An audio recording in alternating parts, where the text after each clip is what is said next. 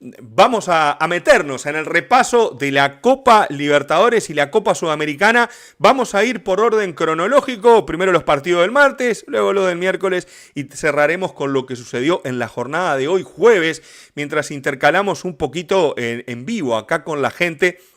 En este podcast de Táctica Murciélago, hoy a una voz, a Rangel, que quiere preguntar quién viene siendo el mejor jugador de esta Copa Libertadores. En un ratito te lo voy contestando. Y bueno, y de esa manera vamos a empezar a ver lo que sucedió en esta semana de revanchas de las competencias Conmebol, donde otra vez no hubo resultados muy abultados. La máxima diferencia entre equipos fue apenas de 2 goles, y digo apenas porque en realidad fueron series muy cerradas. Quizás Palmeiras fue el que ganó con mejor autoridad porque ganó la ida y la vuelta, pero después en el resto de los partidos quedó bastante bien los distintos cuartos de final, que fueron bastante parejos, y que tuvo a la mayoría de los partidos con un final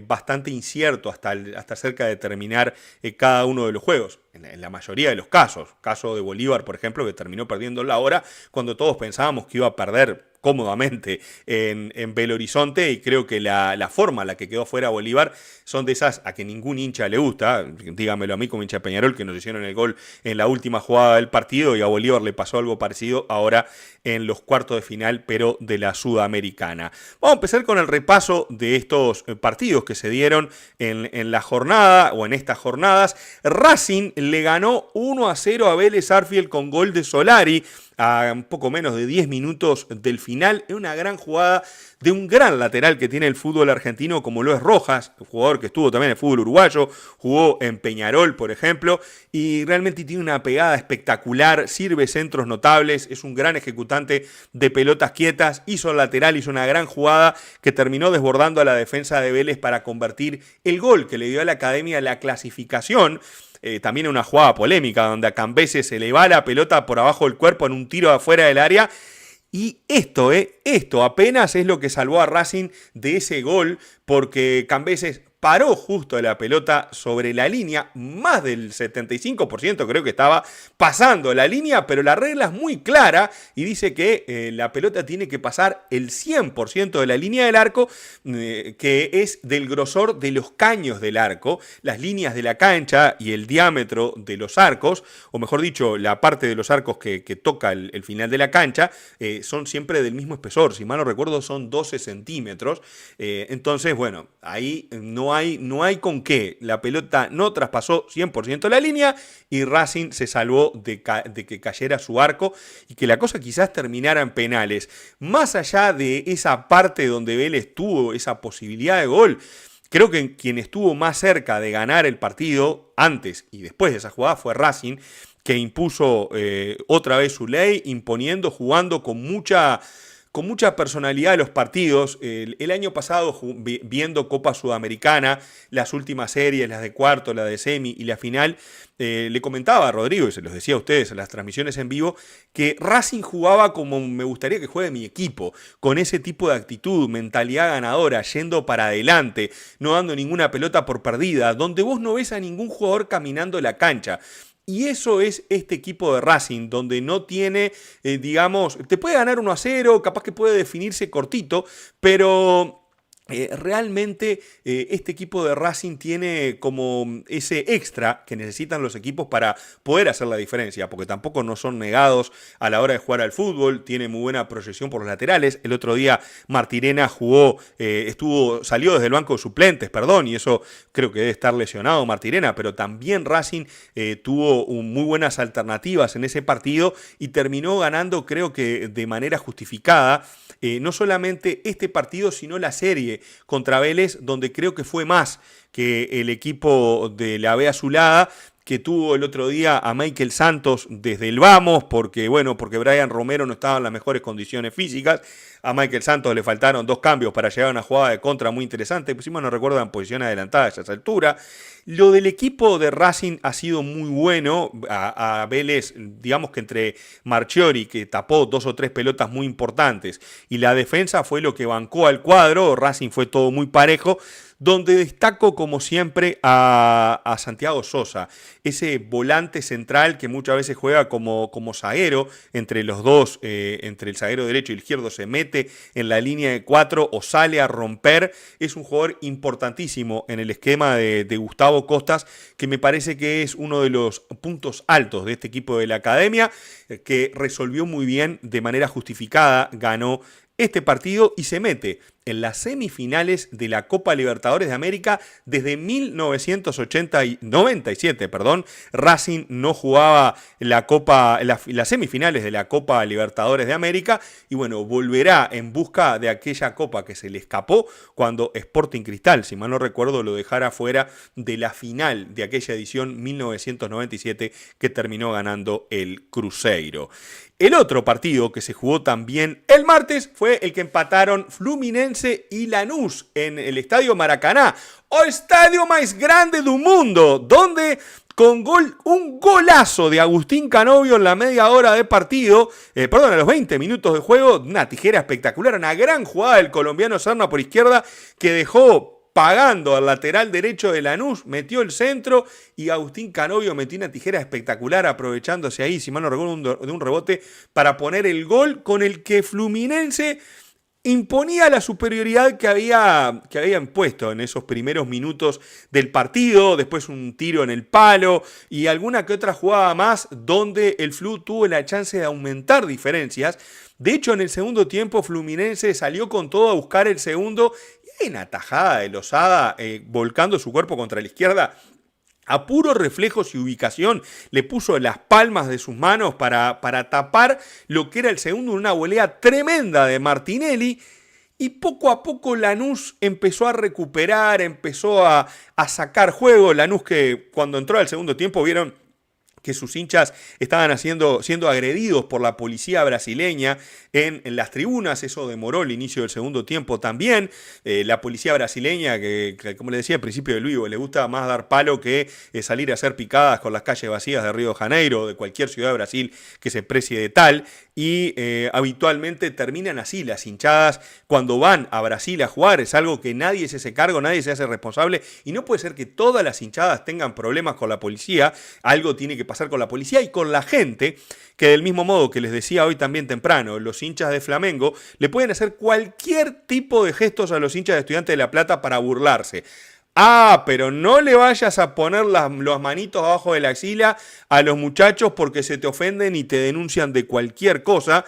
cuando ellos son los que provocan, pero después no aguantan lo que vuelve. Por más que lo que vuelva sea, si te estás agrediendo o si estás agrediendo, vas a recibir agresión. Y bueno, y en esa hipocresía de los hinchas brasileños muchas veces que se victimizan fácilmente después de estar todo el partido rompiéndote las pelotas, y de la policía brasileña que no se cansa de darle palo a los hinchas de cualquier país, pues no es un tema de uruguayo, de argentino, de lo que vaya, siempre hay algún problema. Pues bien, esta vez le tocó a los hinchas de Lanús. Ojalá que todos hayan vuelto a sus casas sanos y salvos. No tengo exactamente la noticia de qué sucedió con ellos. Si alguno lo sabe, me lo comentan acá en el chat o me lo dicen después en la zona de comentarios. Lo cierto es que Lanús se fue sacando de arriba al equipo brasileño poco a poco, y una gran jugada, pero una recontra gran jugada. Aquino, el minuto 67, definió ante la salida de Fabio para poner el 1-1 y luego resistir, y estuvo mucho más cerca Lanús de hacer el segundo que Fluminense de también convertir el gol del triunfo para mandar el partido a los penales. Por ahí Ignacio Levi pregunta si Canovio volverá a la selección. El partido que jugó Canovio fue espectacular, por lo menos en el primer tiempo. Fue un partido de esos que vos decís, este tipo realmente le aporta al equipo, le da realmente valor a lo que hace. Y bueno, uno cuando ve a este tipo de jugadores no entiende por qué no está en la selección uruguaya. En realidad no me hace de boludo, sí sé por qué no está en la selección uruguaya, y bueno, y de esa manera, por eso lamentablemente no lo podemos disfrutar en nuestro equipo. Así que bueno, muchísimas gracias a todos los que están por aquí en la transmisión en vivo, y por supuesto les invito a que se suscriban al al canal, que le den me gusta a los videos y a que dejen sus comentarios. Ahora vamos a seguir con lo que sucedió el miércoles, pero de estas dos semifinales creo que las dos fueron sumamente parejas. Creo que Racing clasificó de muy buena forma y Lanús justificó su clasificación desde el buen partido que hizo y paciente que hizo en Lanús, donde terminó ganando, y en la jornada del martes fue muy bueno lo que hizo a nivel de estrategia. Supo sufrir el partido, ligó un poquito, porque un poquito de culo tenía que tener, y después con el gol del empate aprovechó ese momento, ese sacudón, ese impacto al equipo rival y hasta se pudo haber llevado el partido y merecidamente, sin lugar a dudas. Así que bueno, como siempre, se agradece mucho todos los comentarios que quieran hacer por allí. Vamos a pasar a lo que pasó el día miércoles en la acción de la Copa Sudamericana, cuando todos daban por muerto a Independiente del Valle. El equipo ecuatoriano se salió con la suya, le ganó 2-0 con goles de Michael Hoyos al 21, a los 27 y al 61, dice por ahí. Ya no veo nada, A ver, vamos a acercar un poquito. Y al 51, ahí está. Con goles de Michael Hoyos, el equipo ecuatoriano le ganó 2-0 a Once Caldas, mandó el partido, la serie, a los penales. El arquero de Once Caldas erró uno, le echó la culpa a la cancha, no sé qué más. Y el equipo de Independiente del Valle se mete una vez más en las semifinales de la Copa Sudamericana. Está claro que este partido no lo vi porque estaba viendo a River o Palmeiras River, también estaba viendo a Peñarol Tacuarembó por Copa Uruguay, la AUF siempre atenta poniendo partidos cuando hay Copa Libertadores. Pero bueno, este partido, esta presencia de Independiente del Valle, sin lugar a dudas que no debería sorprender a nadie. Un equipo que viene haciendo desde hace muchos años muy bien las cosas, que por supuesto los avatares del deporte a veces te lleva a que te quedes eliminado en una fase de grupo, en otro momento que te vayas por el camino de la Sudamericana, como ya le ha sucedido, y la termina ganando, o que te quedes afuera de todo temprano. Pero hay un trabajo constante, serio, profesional, pensado, planificado, que ha llevado a este equipo ecuatoriano a estar compitiendo en las competencias internacionales en los últimos años con muy buen suceso. Se ha ganado el respeto de los rivales y por lo menos de mi parte, que opino desde hace mucho tiempo en las competencias Conmebol, cómo ha crecido tanto el fútbol ecuatoriano como también este Independiente del Valle, de aquella final de 2016 contra Atlético Nacional y aquella colaboración al pueblo ecuatoriano después de aquel terremoto fatal en aquel país y que bueno, que de alguna manera se terminó ganando la simpatía de los hinchas. Independiente del Valle no es solamente un equipo que hace cosas simpáticas porque sí, sino que las hace con un sentido, que planifica a sus planteles, que planifica sus contrataciones, a veces salen un poquito bien, otras veces no tanto, y realmente tiene merecido este pase a las semifinales de la Copa Sudamericana. El blanco se quedó afuera, no pudo clasificar en este caso a las semifinales de una Copa que también lo tuvo como protagonista, que llegó desde aquel duelo con Millonarios que dejó afuera al equipo azul de la capital colombiana. Y que bueno, la aventura de Once Caldas tiene su fin en estos cuartos de final, quedando afuera contra un bicampeón de esta competencia. El siguiente partido que se dio y que vamos a repasar del día miércoles fue el que jugaron Atlético Mineiro y Bolívar. Y sinceramente el planteamiento de Flavio Robato, del mismo modo que me sorprendió para mal en La Paz, me sorprendió para bien en Belo Horizonte ayer, porque siempre hay como dos formas de jugarle a los equipos brasileños o cualquier equipo que en los papeles y en las individualidades, en el presupuesto y un montón de cosas que valoramos es superior, como lo era Mineiro sobre Bolívar. Y es que hago, me repliego todo, me juego cerca de mi arquero y bueno, y trato de sacar alguna contra con todos mis jugadores a 70 metros del arco rival, o salgo a buscarlos, salgo a presionarlos, trato de quedarme con la pelota, a compartir la posesión, a molestarlos pero lejos de mi arco. Y Bolívar, que salió con una estructura más bien de 5-4-1, ese 5-4-1 no estaba replegado sobre el borde de su área, sino que fue 20, 25, 30 metritos más adelante y allí le fue a disputar el partido al equipo de Atlético Mineiro y lo hizo muy bien a lo largo de todo el encuentro. De hecho, algunas de las pocas jugadas que tuvo Mineiro fueron cuando algún pelotazo a las espaldas de los delanteros, de los defensas de Bolívar, encontraba algún claro, alguna oportunidad de algún penal que protestaron los hinchas del Mineiro y cosas que sucedieron. De hecho, les cobraron hasta un penal a favor por una falta que finalmente se determinó que había sido fuera del área, pero la falta del colombiano Cataño. Pero realmente lo de Bolívar fue muy meritorio. Claro, el asunto es que hiciste todo bien en el rubro de cómo controlar al rival, cómo limitarlo, en qué sector de la cancha plantear el partido, pero le faltó el último tramo, la definición. A Cataño los centros se le iban pasados, los tiros anchos. Cauterucho volvió a estar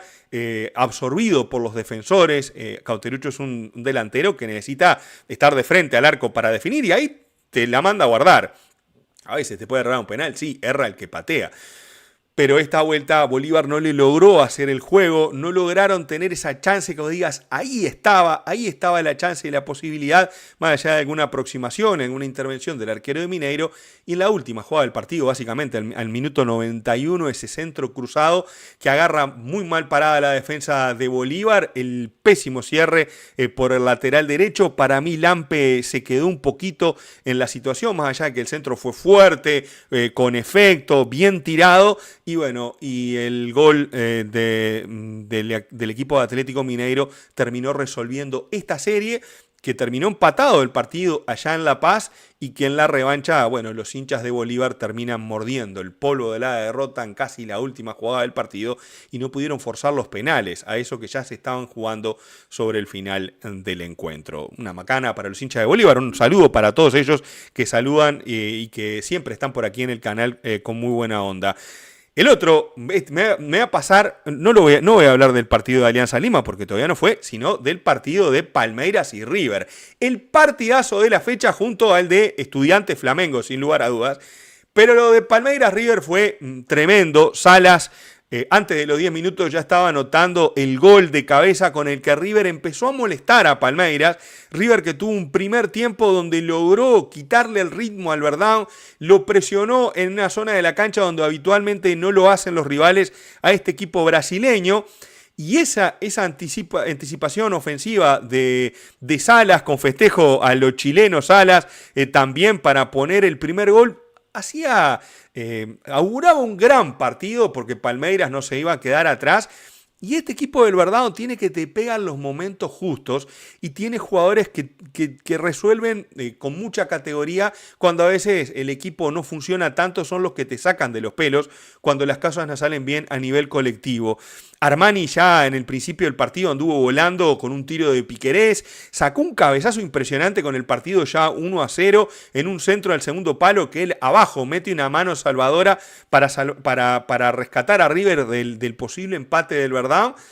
Y el primer tiempo tuvo mucha intensidad, mucho ringuirranga y quizás fue de alguna forma empañado por el pésimo arbitraje de Andrés Matonte, mi compatriota, que tuvo un horror de partido como no suele acostumbrar Matonte. Por ahí en el chat dice, qué partido, qué jugador José Manuel López. Realmente lo de López fue un partidazo, más allá del gol que hizo de penal y el golazo, un poco con la ayuda de un rebote en el camino, que terminó siendo para sellar el 3-1 de esta serie, de este partido, revancha. La serie terminó 5-2. Pero cuando en el primer tiempo River lo tuvo ahí a tiro, Palmeiras siempre tenía alguna situación que parecía que estos muchachos en cualquier momento te embocan y River fue desaprovechando oportunidades. Hubo dos situaciones puntuales quizás donde debió haber visto la tarjeta roja algún jugador, Weberton, cuando empuja al futbolista de River ahí que le fue a molestar en el momento del saque de arco. Y yo qué sé, ese tipo de agresiones sin pelota podría haber sido una tarjeta roja, entendiendo el contexto de lo del arbitraje Matonte. Y bueno, la tarjeta amarilla es lo que correspondía. Y la misma opinión tengo para lo que para mí pudo haber sido la expulsión del Hugo Acuña, pero que no sucedió porque Matonte tiene la vara muy baja y en realidad el nivel de la tolerancia muy alto. Hugo Acuña, Montiel, que bueno, digamos que los laterales de River volvieron a demostrar que son quizás el punto débil de River a nivel defensivo, fuerte a nivel de carácter. El Boca Acuña por momentos está medio pasado de rosca. Ser campeón del mundo, mi amigo, no te da patente de corso para hacerte el guapo contra todo el mundo. Pero bueno, es parte de su juego, es parte de su estilo. A mí, que a mí me caiga bien o mal es indiferente, pero no te ayuda muchas veces a ganar el partido. El gol de Palmeiras con el que empata, y por acá me pregunta Rangel qué opino si hubo culpa de Armani. Para mí, Armani tuvo una reacción similar a la del gol de Gustavo Gómez en el Monumental. Quizás no muy rápida, pero en una pelota y en una cancha con una superficie particular, porque es césped sintético, la pelota en el momento del pique fue mucho más rápido donde iba, y la tajada de Armani fue más reflejos que otra cosa. Yo le tengo que reclamar también a la defensa, que lo deja regalado al arquero, porque Vitor Roque cabecea y luego gana el rebote, y atrás de Vitor Roque, si mal no recuerdo, estaba López para definir. O sea, River marcó muy mal en esa jugada, más allá del mérito de Vitor Roque de poder desmarcarse y meter el cabezazo, el mérito de Armani en la tajada, y creo que en el rebote dio el rebote ese que a veces puede el arquero y nada más. Y en definitiva, Vitor Roque termina convirtiendo. A partir de ahí se transformó, el partido cambia. River tiene la chance de hacer el segundo en una media vuelta que Weberton tapa en el primer palo notable, algún córner, y después Palmeiras poco a poco empezó a envolver a River en la mitad de la cancha, llevándolo a su juego y proponiendo un partido muchísimo más cerca del arco de Armani, y estaba al caer la cosa. El asunto fue cuando empieza con los cambios, Abel Ferreira, cuando entra el Facu Torres, cuando hace 2 o 3 cambios que, digamos que el equipo brasileño se repliega un poquito, genera espacios para la velocidad de esos jugadores, y ahí es donde uno ve la mano del técnico, la forma en la que juegan, y también cómo con los cambios no solamente cambia por el jugador que ingresa y su capacidad individual, sino que el equipo tiene la chance de ir variando en sus estrategias. Bueno, no podemos avasallarlo jugando por las puntas, desbordando por aquí y por allá, todo bien. Vamos a darle unos metritos y vamos a ver si podemos aprovechar las espaldas de esos jugadores, aparte de ellos que necesitan el gol y se van a venir con todo, y a partir de ahí, de la buena lectura del entrenador y los cambios bien hechos, empezó a encontrar las soluciones para terminar de abrochar este partido, que se dio sobre el final con ese penal al Facu Torres, que López lo cambia por gol, y luego el golazo del delantero argentino, que ya lo había visto, lo había destacado, por ejemplo, en La Paz, cuando se jugó un partidazo ante Bolívar, lo ganó él casi aquel partido con un juego tremendo que tuvo, y bueno, y de esa manera el Verdão clasifica a las semifinales, el gran favorito para ganar esta Copa Libertadores de América. Solo empató un partido contra Universitario de local, cuando había ganado 4-0 la ida por octavos. El resto de los partidos los ha ganado todos, y realmente es el firme candidato para llevarse la edición 2025 de la Libertadores. Creo que Racing es el único que le puede hacer frente de verdad en un partido final, porque no tenés el ida y vuelta y que hay un poquito más de tiempo. Creo que en el mata-mata,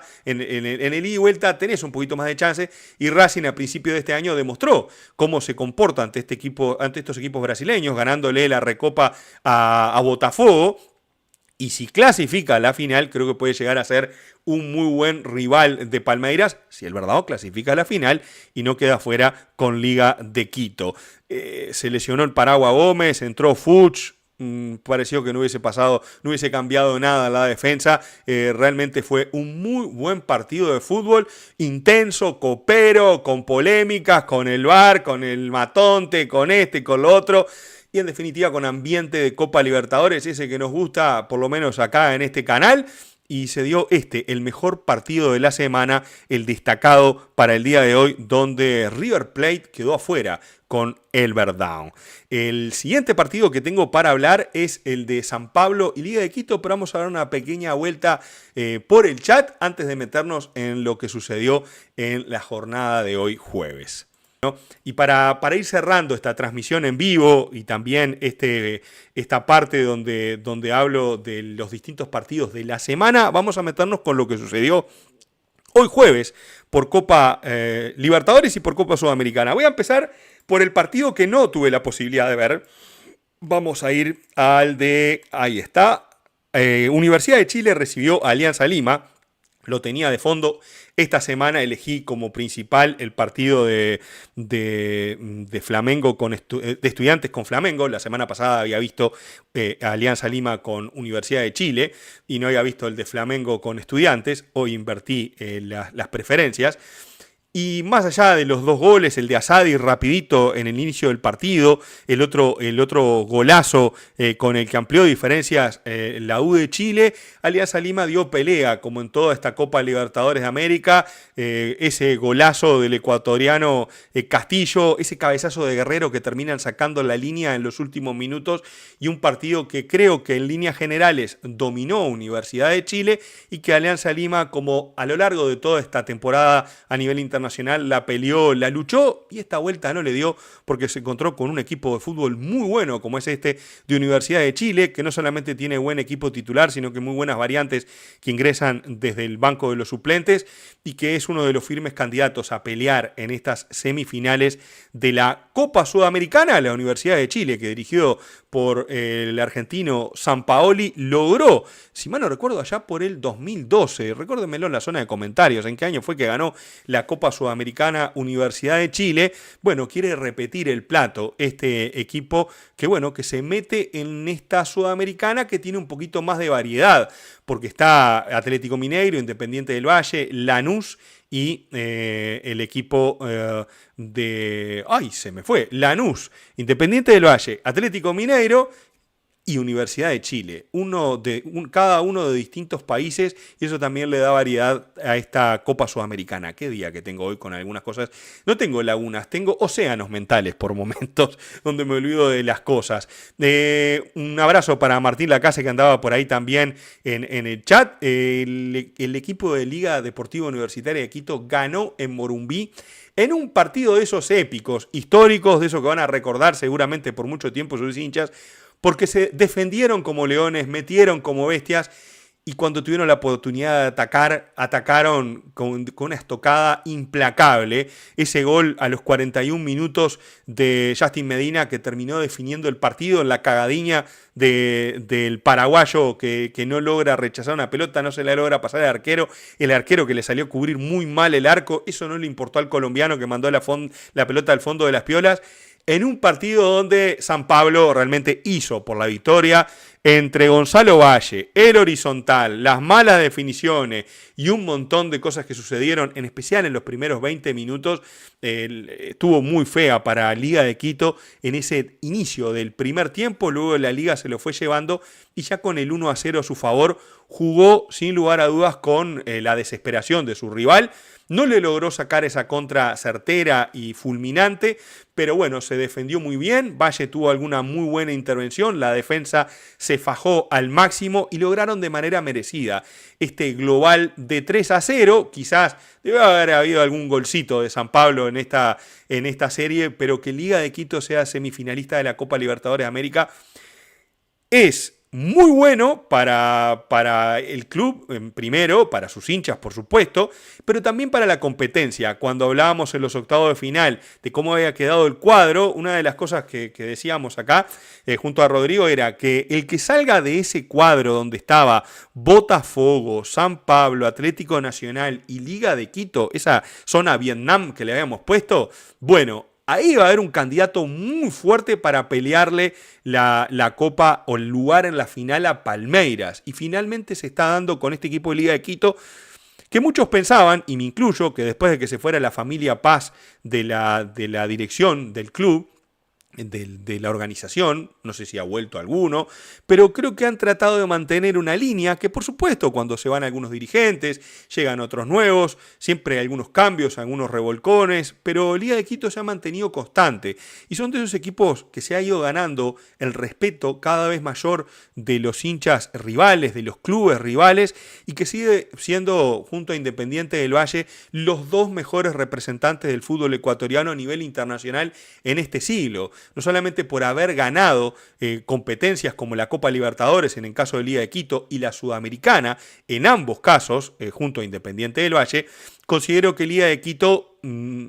a diferencia de Independiente del Valle, que tiene un proyecto de juveniles, de otro tipo de cosas, Esta vía por la que Liga de Quito ha elegido desarrollar el club también es digna de ver, digna de estudiar, digna de ser imitada o al menos sugerida. Ir y preguntarle, chicos, ¿cómo están haciendo? ¿Cómo es que consiguen a este uruguayo Gianfranco Ayala, que en Uruguay jugaba en Boston River, que capaz que estuvo coqueteando en algún momento con ir a alguno de los grandes, que termina yendo para ahí, se gana su lugar porque no empezó a jugar o no fue titular indiscutido siempre, y ahora es uno de los pilares de la defensa junto al haitiano AD, junto a otros futbolistas que tal vez parecía que estaban de vuelta, como el Choclo Quintero, y que ha aportado muchísimo en esta Copa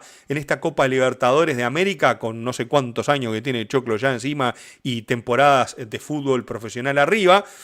Y todo eso terminó transformando este equipo de Liga de Quito en una combinación entre jugadores experientes y jóvenes que le da la posibilidad al fútbol ecuatoriano que una vez más tenga la chance de disfrutar a uno de sus clubes entre los 4 mejores del continente. Felicitaciones a Liga de Quito, merecidísimo semifinalista de la Copa Libertadores de América. No hay otro equipo que haya eliminado a 2 brasileños de manera consecutiva. El año pasado decíamos, después que te enfrentabas a un brasileño, a la siguiente marchaste. Y eso a Liga de Quito no le importó porque dejó al campeón vigente en octavos de final y se llevó puesto al Sao Paulo en los cuartos, y realmente eso es muy meritorio de un equipo ecuatoriano o como de cualquier otro equipo que pase a 2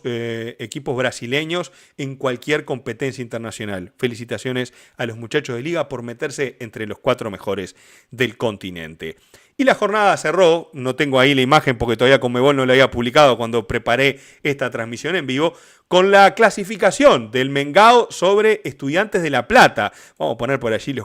cuadro de octavos ya, sobre Estudiantes de La Plata en el Estadio 1, en el Mario Hirsch, no me acuerdo si es el Estadio Hirsch de Estudiantes de La Plata, siempre me olvido el nombre del estadio del Pincha, en un juego que realmente fue muy lindo de ver. Eduardo Domínguez es uno de los grandes entrenadores, creo, del fútbol argentino. El otro día también con Rodrigo lo hablábamos de su pasaje por Nacional y qué desperdiciado fue Eduardo Domínguez en el fútbol uruguayo, y a veces 2 o 3 malos resultados, el resbalón de un defensa o algunas cosas que a veces pasan te termina sacando de la posibilidad de hacer crecer un club. Por suerte para nosotros los hinchas de Peñarol, Eduardo Domínguez no estuvo tanto tiempo en Nacional, duró 4 fechas creo que en el fútbol uruguayo, pero posicionó Nacional para clasificar a la segunda fase de la Libertadores sin problemas. Y hoy planteó para mí de manera muy buena un juego para no solamente limitar el juego de Flamengo, sino también para poder agredirlo en donde más le duele, en esos pelotazos cruzados a espalda de los laterales, en momentos donde el equipo de Flamengo tira al equipo adelante, que se hace vulnerable en esa zona de la cancha, atacando con mucha velocidad, jugando con mucha vehemencia, pero de la bien entendida, no patada artera, sino jugando fuerte, marcando la cancha, imponiendo la localía. De hecho, Estudiantes de La Plata estuvo mucho más cerca del segundo gol que Flamengo del empate, desde mi punto de vista, salvo más allá que Pedro tuvo la chance en el inicio del partido en un centro del segundo palo que tapó notable Rodríguez barriéndose para salvar el arco de Fernando Muslera. Pero hoy, por ejemplo, Benedetti desde el lateral izquierdo hizo un partidazo, a Arzamendia y a Mondarain junto a Medina en la mitad de la cancha se fajaron, y la posición del ruso Ascasíbar, que siempre veo jugando de 5-5, por lo general ese 5 que se repliega, y tuvo una posición bastante parecida a la que tiene Sosa en Racing, pero incluso está más adelantado. Cuando uno veía a Flamengo atacar y a Estudiantes pararse en defensa, Ascasíbar estaba atrás de Carrillo, casi como la posición que tiene el 10 hoy en día, atrás del 9. Bueno, ahí estaba Ascasíbar, que lo que hacía básicamente era referenciar o a Georgian de Rascaeta, o tomar la primera marca de Lino, o cuando daba el salto Jorginho. Había muy buenas referencias personales en la zona en la que caían algunos futbolistas, y vos veías que Georgian venía por un lado central, allá iba Ascasíbar y venía con él. Y era Ascasíbar el que ayudaba a Carrillo en la primera línea de marca. Y eso habla de un equipo que está muy trabajado, muy compacto, que no sale a lo loco a presionar al rival, que lo limita de buena manera, y Flamengo se dedicó todo el partido a tocar para los costados y a tratar de darle la vuelta a una defensa muy difícil de poder entrarle. Fue merecido ganador del partido Estudiantes de La Plata. Lamentablemente en los penales, para los intereses de los hinchas del Pincha, está Agustín Rossi en el arco y es una bestia ese muchacho lo que ataja. Atajó 2 en la serie y bueno, y en definitiva se quedó el Mengao con la clasificación a los cuartos, a la semifinal, perdón, de la Copa Libertadores de América. Antes de irme, como tengo acá los cruces de las semifinales, vamos a hacer una breve predicción. Creo que la predicción es un poco entre lo que he visto, he analizado y lo que quizás me gustaría que suceda. No voy a explicar cuál es cuál en este momento, pues ya es tarde, pero me gustaría que la final de la Copa Sudamericana se juegue entre Independiente del Valle y Lanús. Universidad de Chile creo que es un muy buen equipo, incluso, de hecho, creo que es el favorito en esta serie, pero me encantaría que Independiente del Valle y Lanús sea la final de la Copa Sudamericana. De hecho, creo que Independiente del Valle y Lanús son equipos de la escala de Copa Sudamericana y que les cae a la perfección. Los dos ya la han ganado y me parece que sería un muy lindo duelo de ver. Si juegan Atlético Mineiro y Lanús, Atlético Mineiro y la Universidad de Chile e Independiente del Valle, también creo que van a ser partidazos, cualquiera de las combinaciones entre los dos equipos. Pero considero que esa puede llegar a ser la final de la Copa Sudamericana. Y en cuanto a la final de la Copa Libertadores, a mí me encantaría que fuese Liga de Quito Racing. Me encantaría que fuese esa la final. Pero considero que Palmeiras va a ser el finalista de la Copa Libertadores de América, que en el ida y vuelta creo que Liga de Quito en el partido de ida se va a encontrar contra un equipo que defiende como ninguno y que contragolpea como nadie en el fútbol sudamericano y que este tipo de partidos como el que se va a dar en Quito, allá a mediados de octubre, va a ser un gran desafío para los ecuatorianos y que en la revancha, más allá de que este cuadro de Liga ha sabido sufrir, bueno, si llega a la final, pasando 3 series contra equipos brasileños, merecería ser el campeón de la Copa Libertadores de América. Sin embargo, creo que la final va a ser Palmeiras Racing, porque considero que Racing tiene la actitud de un equipo copero, esa que me encantaría siempre que tenga mi cuadro cada vez que sale a la cancha o que se presenta en la Copa Libertadores de América. Y por actitud y por juego le va a terminar ganando desde mi punto de vista el lugar en la final. Por eso para mí Palmeiras Racing será la gran final del 29 de noviembre en la ciudad de Lima. Muchísimas gracias a todos los que han estado por aquí en el chat. Por supuesto, ahora me voy a despedir de ellos, a los que ven el recorte de esta transmisión en vivo y el video que voy a subir en un ratito. Me encantaría que le dejen el me gusta, se suscriban al canal, lo compartan con sus contactos. Todas esas cosas son absolutamente gratis y a mí me dan una mano enorme para que este canal, que ya ha pasado los 32.500 suscriptores, siga creciendo aquí en YouTube y podamos seguir estando semana a semana por aquí comentando y hablando un ratito sobre fútbol.